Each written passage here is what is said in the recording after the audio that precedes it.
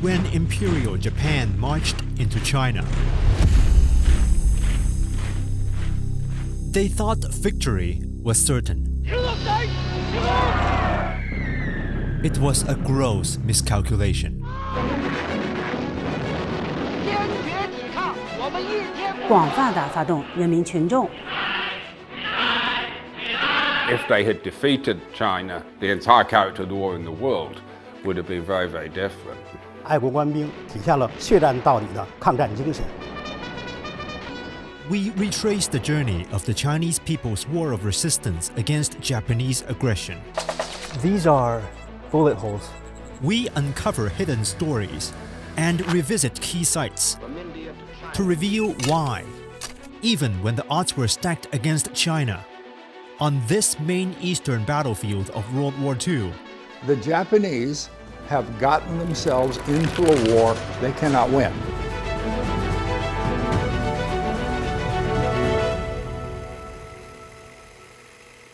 China's earliest resistance began in year 1931.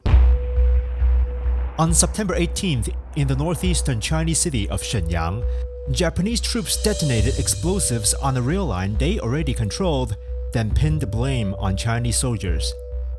It was nothing more than a pretext for invasion. Within just 4 months, they had taken 1.28 million square kilometers of China's northeast, also called Manchuria at the time, an opening act of the global fight against fascism. The Japanese invasion of Manchuria in 1931, or the Italian invasion of Ethiopia in 1935, or the expansion of Germany in the late 1930s, those individual wars eventually get combined into a world war.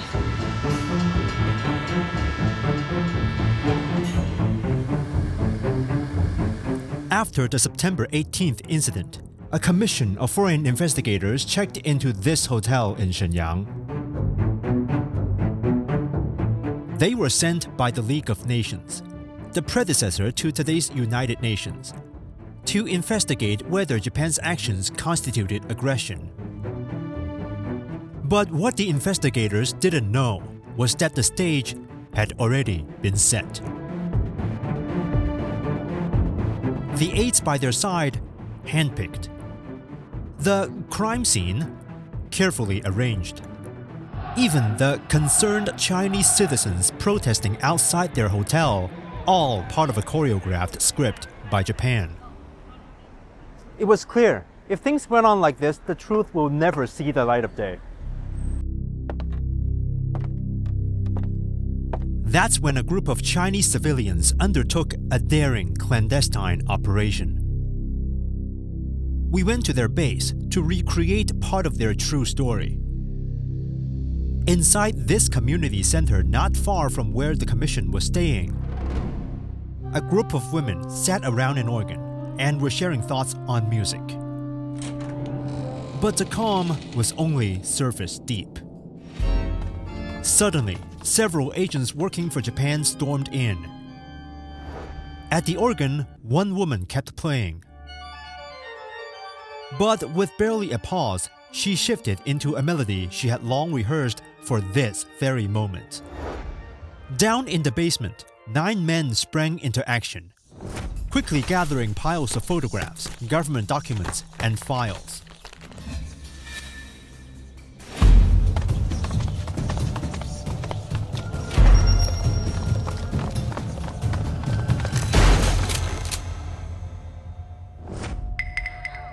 The men also had cards up their sleeves to evade the agents.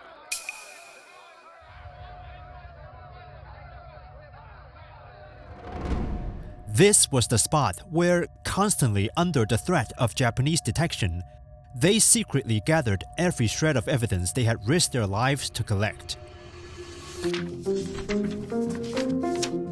All of it went into a plain cloth bag, stitched with one word in English: truth. Then, through a trusted foreign friend, they smuggled it into the hands of the League of Nations Commission. These 9 intellectuals were led by Communist Party member Gong Tianmin.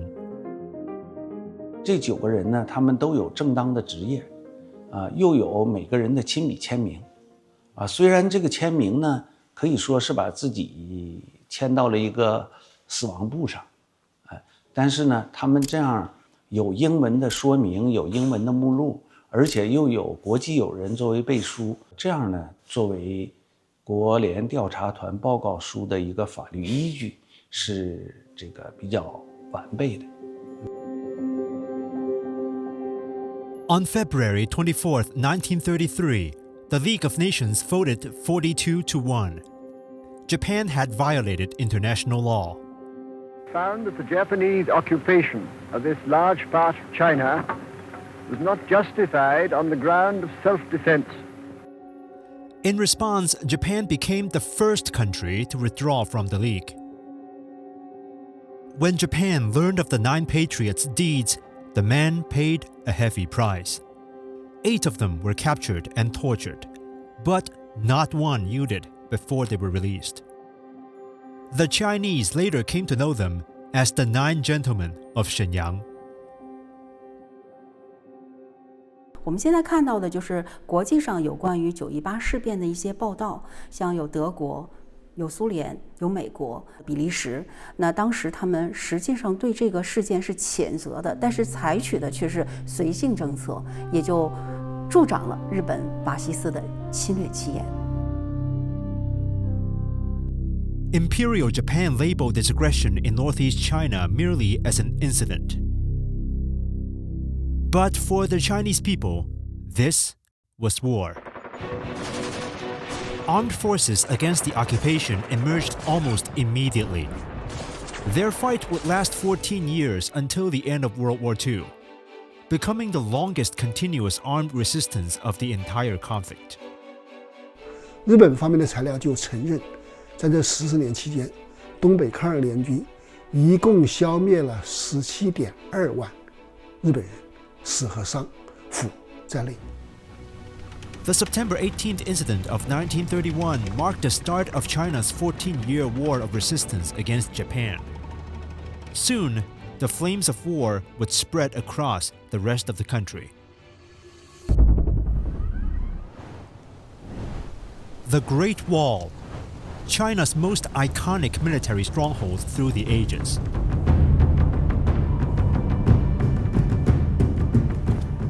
This isn't the typical sections of the Great Wall that tourists visit. It's much more rugged. These are bullet holes. In early 1933, Japanese forces pushed south from China's northeast. 中国军队装备落后，只有少量的炮兵，大部分都是步兵。而这个日军呢，不仅人员多，同时他有这个飞机、装甲车以及重炮部队。Outgunned, the Chinese forces resisted as they gradually fell back. But on one lonely hilltop, a handful of young men made a different choice. From a battered outpost, they turned the rugged terrain to their advantage. Soldiers from the 8th Division of the Imperial Japanese Army launched a charge. But the Chinese held the line for hours. That prompted the enemy to resort to heavy artillery and airstrikes. When the smoke cleared, the Japanese climbed the ridge. What they saw left them stunned. Just 7 Chinese soldiers. Overall, China's resistance at this Gubei section of the Great Wall was fierce and brutal. 中国军队以1.2万人的巨大牺牲，毙伤日军5000多人，广大爱国官兵，体现了血战到底的抗战精神。The brutality of the invasion and heroism of the defenders ignited a fire in Tianhan, a communist playwright living in Shanghai. In 1935, he channeled that fury into a new script, and in it, he wrote these words: "With our flesh and blood, let us build our new Great Wall." The words were powerful on their own, but it was the fact that they were carried not as a speech or an article, but a song that gave them the power to sweep across the country.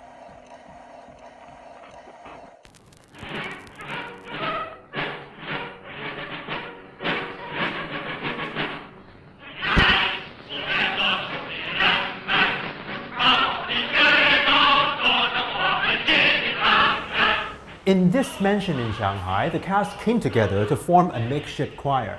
Here, they recorded a song that would echo through history, March of the Volunteers. The song became an instant hit in China. American singer and civil rights icon Paul Robeson performed the song in New York in near-perfect Chinese.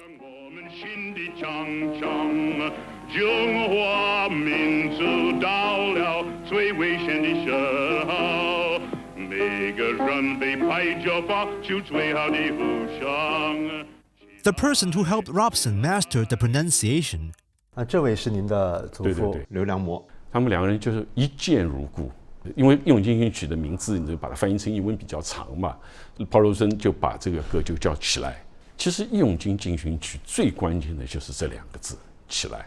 不但中国人民需要起来奋起抗击日本的帝国主义的侵略，全世界人民都面临着日本军国主义和德国法西斯的这样一个侵略啊、压迫。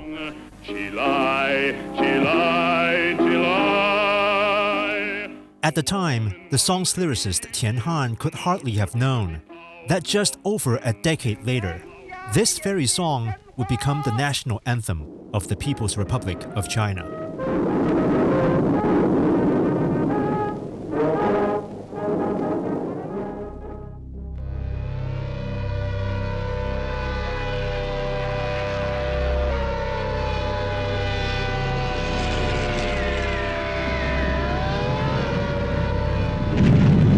In 1937, Japan launched a larger-scale invasion of China and brought the war to Shanghai, the international metropolis.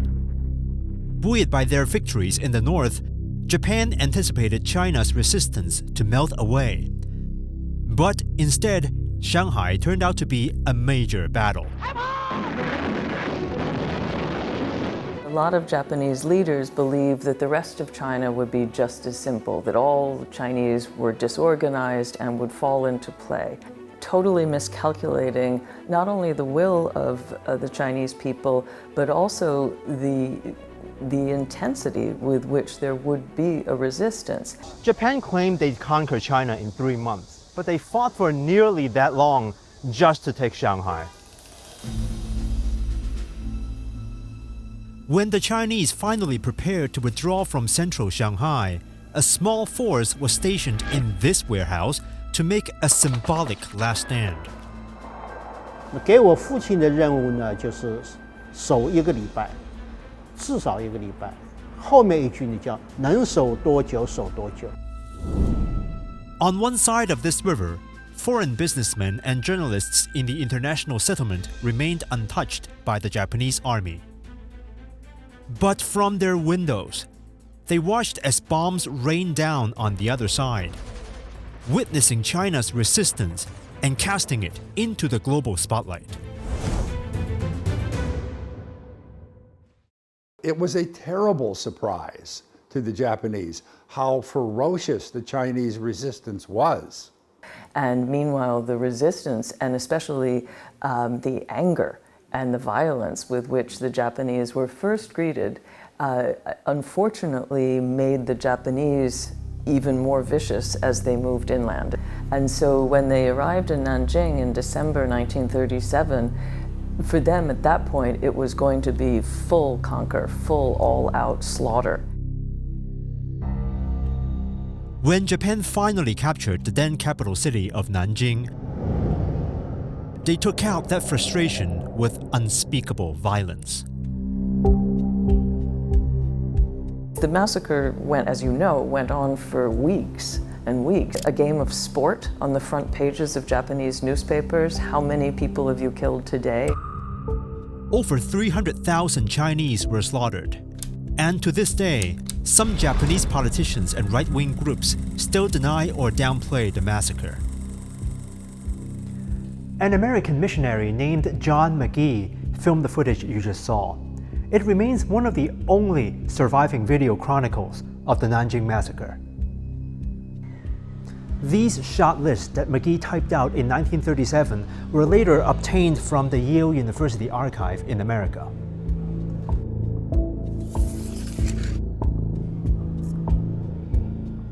Film 4, shot number 9. On December 13th, about 30 soldiers came to a Chinese house. Mrs. Xia was dragged out from under a table. After being stripped and raped by one or more men, she was bayoneted in the chest and then had a bottle thrust into... The paragraph went on to describe in graphic detail the murder of nearly an entire family. The soldiers then bayoneted another sister of between 7 and 8, who was alone in the room. After being wounded, the 8-year-old girl crawled to the next room, where lay the body of her mother. Here she stayed for 14 days. That 8-year-old girl, Xia Shuqin, is now 96 years old. 冲进来一大批日本兵，就杀死我们家9个人，杀死了7个。 All her life, she stood up to those who put out false narratives of the Nanjing Massacre, filing lawsuits and giving interviews. Now in old age, her eyes have dimmed, but her determination hasn't. 这里80年了，今年80年了，但是我还想讲。 She said her one remaining wish is to see Japan's national leaders visit the memorial hall in Nanjing. 我当年80岁，我现在活着96岁了，让我还能再活了？不能了，到现在都不来，都80年了，还不来。 She's also grateful for John McGee, who later testified at the post-war military tribunal. What is your name? John Gillespie McGee. The killing began immediately, often by individual Japanese soldiers, or up to 30 soldiers together going about, each one seeming to have the power of life or death. Partly thanks to his testimony, Japanese Army General Iwane Matsui was sentenced to death by hanging. Because of evidence that was then brought to the international light through John McGee's records, it's become largely known. So how can some in the Japanese government continue to deny this? I cannot answer that question. It astounds me. In the early stages of the all-out war, the Chinese army kept strategically retreating to the hinterland, knowing they were outgunned. It seemed victory was certain for Japan, but a turning point was coming.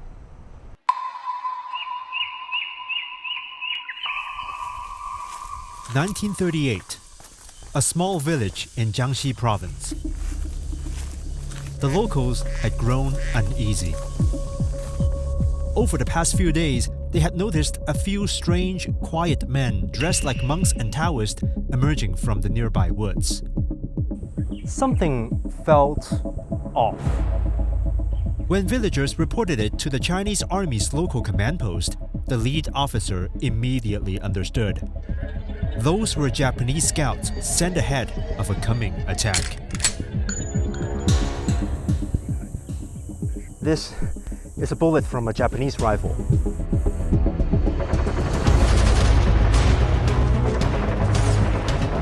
In 1938, Japan was pushing deeper into China, setting its sight on Wuhan, the wartime capital after the fall of Nanjing.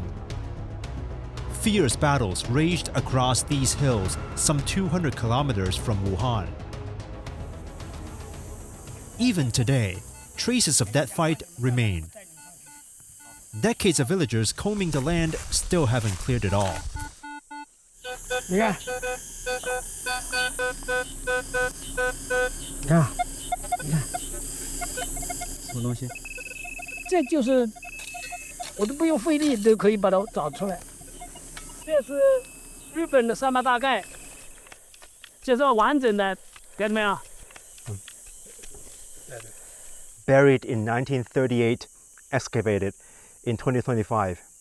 It's not even fired. 多的是啊！我们原来就是随随便便掏几个就上学去了。 This villager then showed us his personal collection. 这个是刺刀，对，这是装在日军的枪上的吗？对，这个带个钩子了，你看嘛。 The Battle of Wuhan dragged on for 4.5 long months. The biggest fight of the whole war. Back then, many villagers developed mysterious leg illnesses. They call it winter melon foot. It turned out they had come into contact with lingering poison on nearby plants. The Japanese army, in a rush to break through Chinese defenses, had resorted to chemical weapons. The last known victim, Cai Chunhua, passed away in 2024. 就是个头血我在脚上啊，跟着老有头血啊。年年发，每个月基本上都要发一次。人发烧、发高烧、脚就肿，从那以后了，基本上不能起床。一般都是1个礼拜以后，不光是我父亲一个人，有很多人。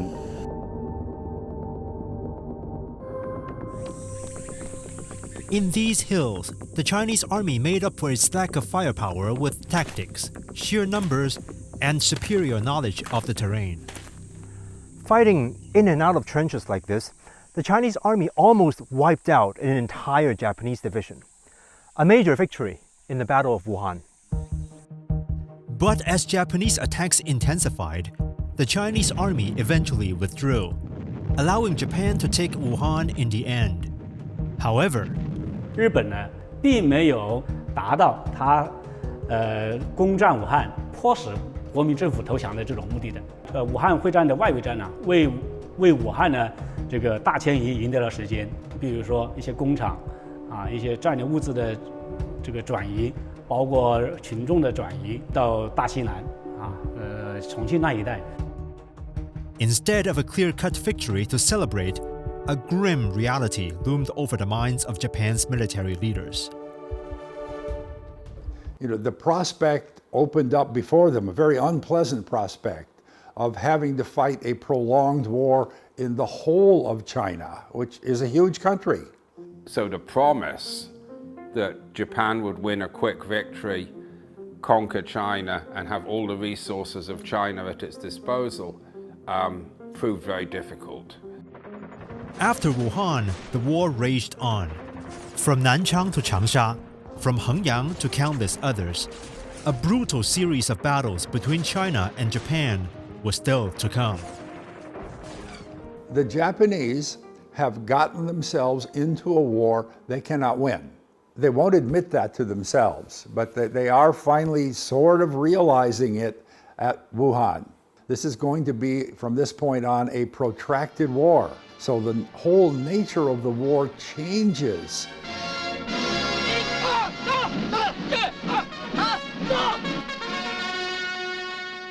In fact, Japan was no longer able to capture Chongqing, the next wartime capital. An important factor that doomed its ambition actually came from behind the front lines.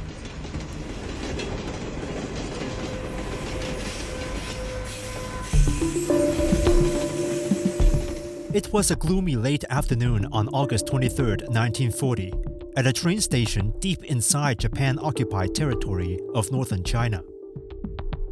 Being a key hub on an important rail line, it was operated by the Japanese military. Not far in the distance, a team of some 30 Japanese soldiers walked into view. But the station master must have felt surprised, as he had not received any prior notice of the group's arrival. These men were, in fact, not Japanese soldiers, but Chinese in disguise. Yet, they were not part of the frontline nationalist army either. They were communist soldiers who had formed a united front with the nationalists to jointly resist the Japanese invasion. With a battle cry from the approaching group's leader, they opened fire on the perplexed Japanese officers at the station in close range. A surprise attack that took the station. The fake Japanese team leader who devised the unorthodox assault plan was Fan Zixia, a brigade commander of the 8th Route Army led by the Communists. This old oil lamp and this writing brush both belong to Commander Fan. Together, they gave us a glimpse into what it was like working behind enemy lines. 八路军在敌后抗战工作中啊，面对强大的敌人和恶劣的环境，经常在深夜的时候，在油灯下研究军事地图，制定作战计划。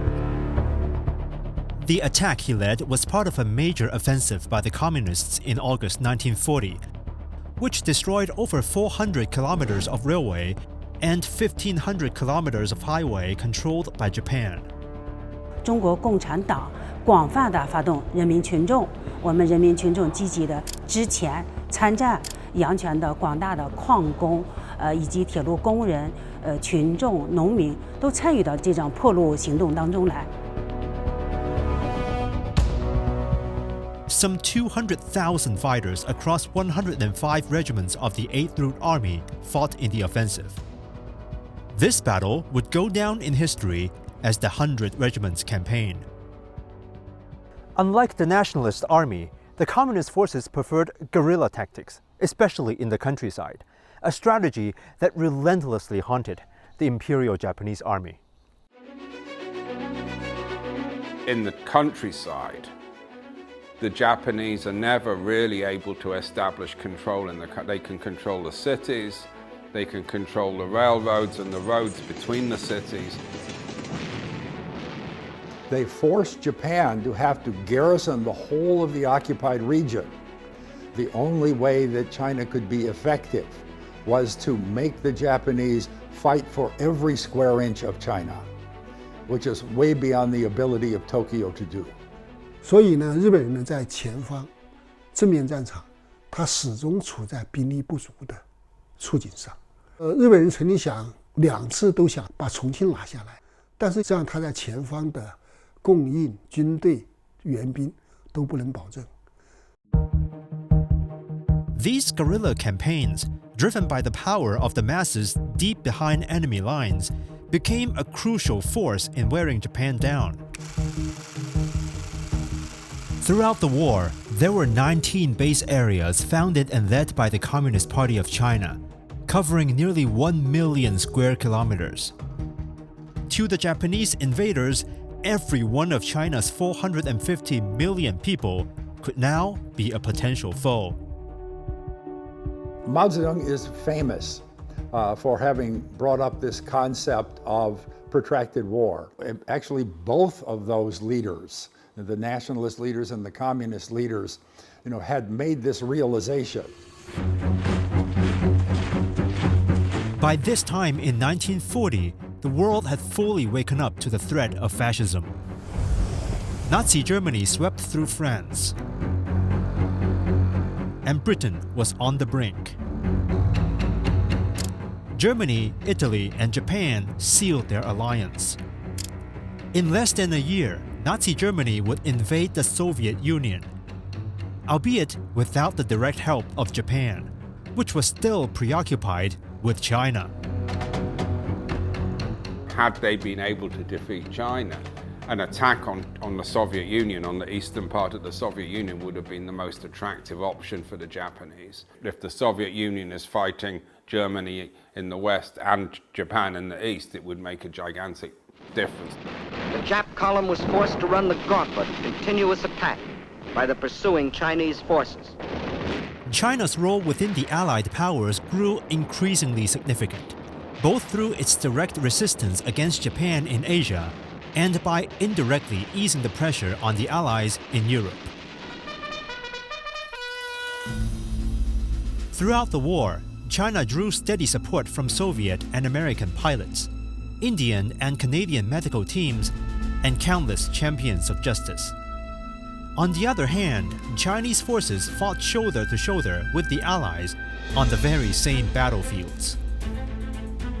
Among their efforts was the joint construction of a vital supply route linking India to China through Burma, today's Myanmar. Then came a day in December 1944.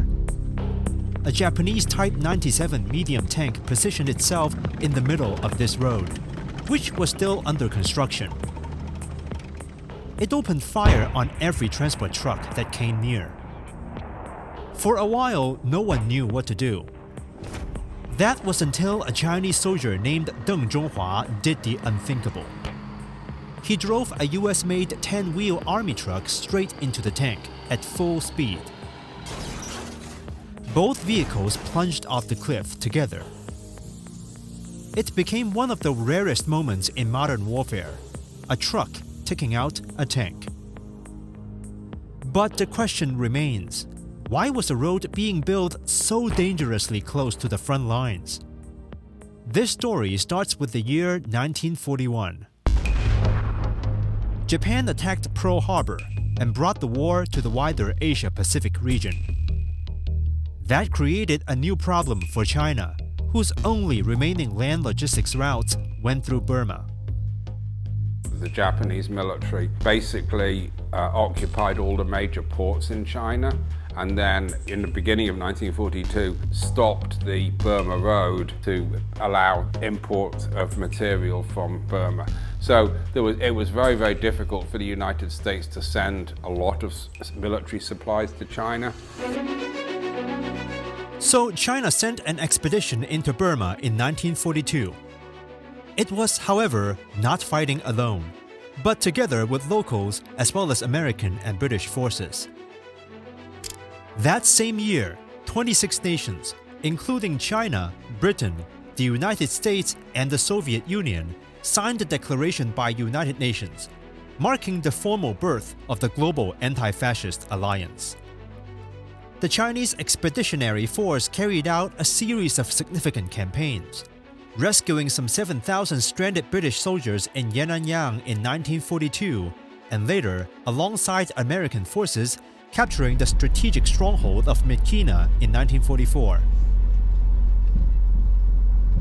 But beyond that, one of China's most vital goals was to ensure the building of a new supply route.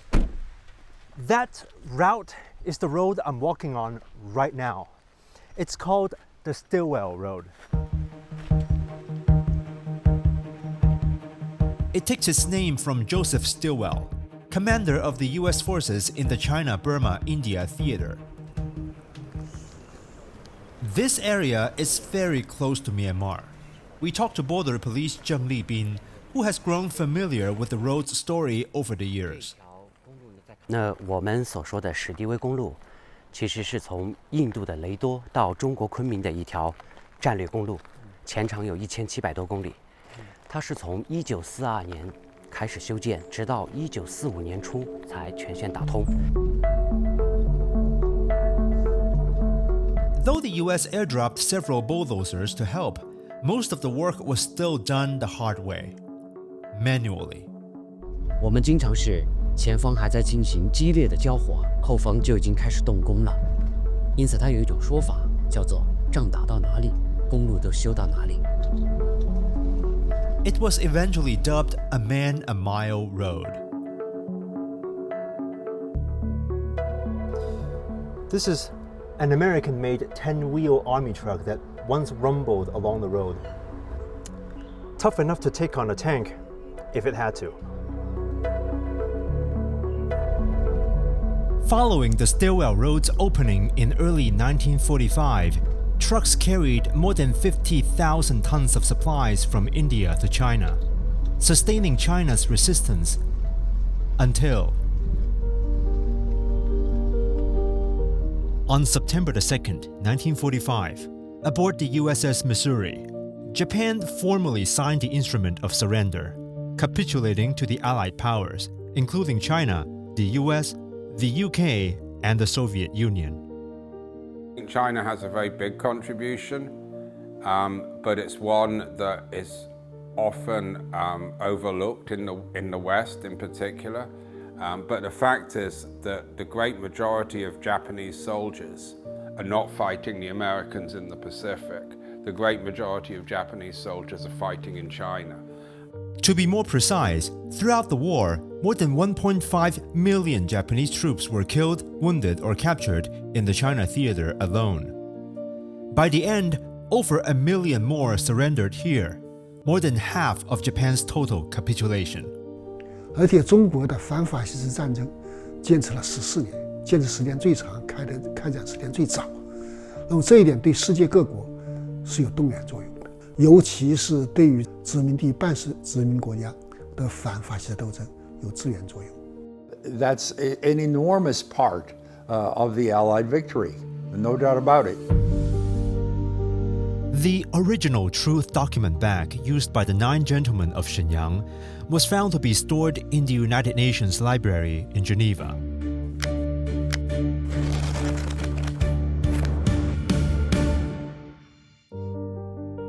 In 2017, Chris McGee, grandson of John McGee, retraced his grandfather's filming route through Nanjing as a photographer, continuing a legacy of remembrance and friendship. 好人多哎，好人多。 This section of the Stilwell Road leads to the China-Myanmar border, where China's immigration police routinely patrol, stepping on a road that continues to play a protective role for the people.